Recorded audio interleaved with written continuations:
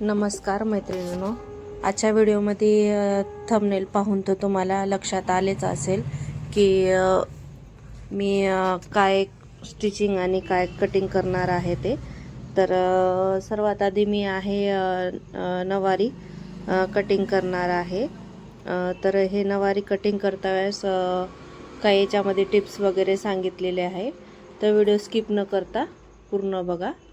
तर सर्वात आधी आपले जी पदर आहे ते आपलं जेवढं पण हाईट आहे त्याची दुप्पट करून त्याच्यामध्ये आपलं 16 इंच घेतलेला आहे खालच्या साईडने आणि क्रॉसमध्ये अशा प्रकारे कट केलेला आहे. तर हे आपलं पदराचा साईड असणार आहे आणि हे अशा प्रकारे प्लेट्स येणार आहेत. पदराच्या साईडला हे काष्ट्यामधून प्लेट येणार आहेत हे. तर हे स्टिच करता वेळेस काही टिप्स मी छोटे छोटे घेतलेले आहेत ते तुम्हाला सांगते. तर आपलं हे झालं पदराच्या साईडचं जे कटिंग केलं. आता नेसत्या पदराच्या साईडला आपल्याला तिकडल्या साईडनं आपल्याला हे काढायचं आहे. तिकडल्या साईडनं आपल्याला हे मी हे आपली जी स्ट्रेट पॅन्ट असते तशी कट केलेली आहे. स्ट्रेट पॅन्टमध्ये आपलं हे मधलं सेंटरचा भाग व्यवस्थित कट करतो, पण आता ह्याचं नॉर्मलच कट केलेलं आहे. आता मी जे दाखवलेलं होता वरी फोल्ड केलेला तेवढी नक्कीसाठी फोल्ड केलेला आहे. नक्की आपली तिथं जॉईंट करून खालच्या साईडला येणार आहे. हाईटमध्ये आपलं ते साडी पन्न्यामध्ये नाही बसत म्हणून इथे आपण क्रॉसमध्ये ठेवलेलं आहे.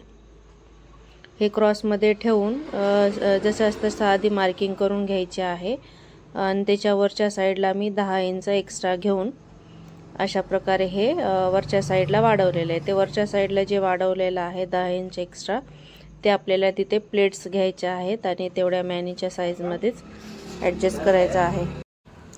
तर आता हे आपला एवढा भाग कटिंग करून घेते. आपल्याला अशा साईजचे आपल्याला 2 पल्ले काढायचे आहेत.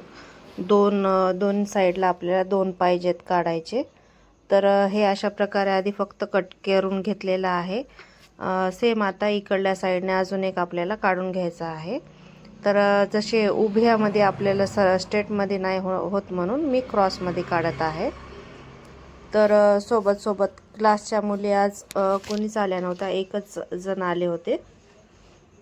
त्यांना एक मध्ये थोडं आपल्याला सांगत हे आपली कटिंग करायची होती. ते एकच जण असल्यामुळे मला हे कटिंग करायला इझी गेले. आता आपल्या हे वरच्या साईडला 10 इंच जे आपण वाढून त्याला कट केलं, आता ह्यालाच सेम कट करायचे आहे. तर आता हे क्लासचे जे एकच जण आलेले आहे त्यांना आता कॉलरचं टॉप त्यांनी शिवत होत्या. त्यांचं शोल्डर वगैरे कमी जास्त करून कटिंग वगैरे करून ठेवलेला आहे. पण बॅक साईडचा गळा त्यांनी अर्धा इंच जे आपण राऊंड भाग देतो ते केला नव्हता. ते अर्धा इंचाचा राऊंड करून देते. ते अर्धा इंचाचा हे बॅक साईडला थोडंसं राऊंड एंडला टाकून देत होते. तर अशा प्रकारे हे एक त्यांचं पण कटिंग केलेलं आहे. त्यांना सांगितलेलं आहे इथे स्टिच करून घ्या आणि थोडंसं डाऊन करायला पाहिजे होतं. हे त्यांनी ते डाऊन पण नाही केलं, सरळच काढून ठेवल्या होत्या. आपण मार्किंग करून दिलं तरी ते करत नाहीत. काही क्लासचे मुले अशा आहेत की त्यांना आपण सांगितले तरी त्यांना तेवढं लवकर कॅच करत नाही. आता त्यांना शोल्डर वगैरे स्टिच करून घ्या म्हणलं तर कसं करू अजून विचारत होत्या. म्हणलं शोल्डर वगैरे आपलं जसं नॉर्मल शिवतात तसं शिवून घ्या. बाकी जे पण आहे ते एक्स्ट्रा आपण उद्याच्या याच्यामध्ये आपण क्लासमध्ये पाहू. तर कसं आहे ते कॉलरचं फर्स्ट टाईम त्यांनी शिवत होत्या तर त्यांना क्लिअरच दाखवायला पाहिजे होतं. तर आता हे 2 पॅन्ट आपले हे पायाचे जे आहेत ते 2 साईडचे पल्ले कटिंग झालेली आहे. आता जे राहिलेलं आहे आता आपल्याला जे मधला साईड प्लेट्सचा आहे ते घ्यायचा होता. त्याच्यामध्ये माझी एक मिस्टेक झाली होती. तिकडल्या साईडनं जे आपल्याला काढायचं होतं मिऱ्याचं ते मी इकडल्या साईडनं काढले. असे क्लासचे मध्ये जर असलं असं डिस्टर्ब करायला तर आपलं डोकं पण एक वेळेस नाही चालत. आता हे जे मी प्लेट्स घ्यायचे होते ते मी इकडल्या साईडनं घेतले, पण मला ते पदराच्या साईडनंच घ्यायला पाहिजे होतं. तर ती नक्की वगैरे आहे ते एका ज्या पदराच्या साईडला पाहिजे तिकडंच आलेली होती. मग परत ते उसवून ते नक्की इकडल्या साईडला घेऊन मी परत प्लेट्स टाकले. माझी तिथे मिस्टेक झाली होती. असे क्लासचे कोणी असलं गडबड बोलत वगैरे म्हणलं का माझं थोडं डिस्टर्ब झालं होतं ते.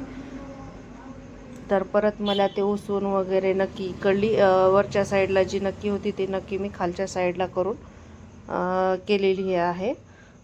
नक्की आपल्याला इकडल्या इकडं ॲडजस्ट करता आली म्हणून ठीक होतं, नाही तर मग खूप अवघड झालं असतं. नक्की मी वरची काढून खालच्या साईडला ॲडजस्ट करून ते प्लेट्स वगैरे टाकलेले आहे. तर अशा प्रकारे ते नऊवारीचं खूप मला टाईम पण वेस्ट गेला आणि तो थोडंसं बोलण्यामध्ये थोडंसं गलत पण म्हणलं तर गलत म्हणलं तर इकडल्या वरच्या साईडनं कट करायचं तर खालच्या साईडनं कटिंग झाली होती. जर तुम्ही पण जर कटिंग वगैरे करत असाल तर खूप लक्ष देऊन कट करावं लागतं असं. आता अशा प्रकारे हे प्लेट्स वगैरे टाकून मी मार्किंग करून घेण्यासाठी हे प्लेट्स वगैरे टाकत आहे. तर आपल्याला हे प्लेट्स मी 5-5 इंचाच्या गॅपवर घेत आहे. 5-5 इंचाची प्लेट आपल्याला जशी आपण मिरी घेतो तशाच प्रकारे आपल्याला 5-5 इंचाचे प्लेट्स घ्यायचे आहेत. अशा प्रकारे सेट करून सेम अशाच प्रकारे सर्व घेतले मी प्लेट्स, मग मार्किंग करून कटिंग केलेलं आहे. परत हे पूर्ण स्टिच करता वेळेस मला काय व्हिडिओ घेणं झालं नाही, तर मी घेतलं नाही. हे पूर्ण आता हे प्लेट्स मारून घेतले वरच्या साईडला, बॅक साईडचे ते 2 काढले, त्याचा पण व्हिडिओ घेतला नाही. हे इकडल्या साईडला झालं होतं, ते तिकडल्या साईडला पाहिजे होतं. जे समोर प्लेट्स दिसायलेत का ते नंतर मग मी इकडल्या साईडनं केलेले आहे. ते नऊवारीचेच एकदा स्टिच करून घेतले. संध्याकाळचं खूप उशीर होत होता. त्या क्लायंटला नवरीचे आहेत त्यांना देऊन मोकळं करायचं होतं, कारण त्यांना बार बार येणं होत नव्हतं. तर बघा ते माझी नऊवारी तिकडं रेडी झालेली आहे. एक दिवस आधी मी ब्लाऊज पण रेडी केला होता. लेहंगा राहिला होता ते स्टिचिंग केला. लेहंगा राहिला होता साईडने, ते पण स्टिचिंग केला. त्याच्यामध्ये आपलं नऊवारी पण झालेली होती. खूप मुलगी बारीक आहे नवरी, तर हाईट पण कमी आहे, बारीक पण आहे. हे बघा ते तिकडल्या साईडला झालते, मी नक्की काढून परत इकडल्या साईडला केले आणि हे पदराचा साईड पण अटॅच केले. अशा प्रकारे हे नऊवारी पूर्ण झालेली आहे. ब्लाऊज एक दिवस आधी शिवला होता, ते ब्लाऊज पण दाखवते तुम्हाला. त्याचे मणी वगैरे लावायचे होते, ते मणी आता राहिलेले आहेत. आता मी संध्याकाळी दुसरी कटिंग करताच माझ्या मुलीनं लावलेले आहे, ते दुसऱ्या व्हिडिओमध्ये घेते. तर आज ह्याच लग्नाला गेले होते मी, ह्या मुलीच्याच लग्नाला. तर हे ब्लाऊज कसा झाला, नऊवारी कशी झाली कमेंट करा. व्हिडिओ आवडला असेल तर लाईक शेअर